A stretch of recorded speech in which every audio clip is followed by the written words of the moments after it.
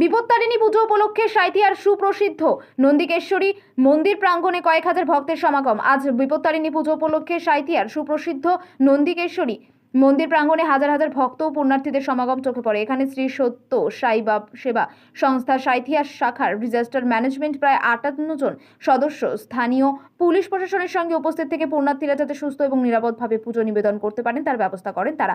ভোর 4টা থেকে এই পুজো ধর্মীয় আচার অনুষ্ঠান শুরু হয়। সবকিছু সুষ্ঠুভাবে পরিচালিত হয়ে বলেও জানান শ্রী সত্য সাই সেবা সংস্থা সাঁইথিয়ার আহ্বায়ক চন্দ্রশেখর মুখোপাধ্যায়। এদিন ভক্ত দর্শনার্থীদের মধ্যে উৎসাহ উদ্দীপনা ছিল যথেষ্ট। বীরভূম থেকে মোহাম্মদ সাফিউল আলমের রিপোর্ট, নিউজ প্রাইম টাইমস।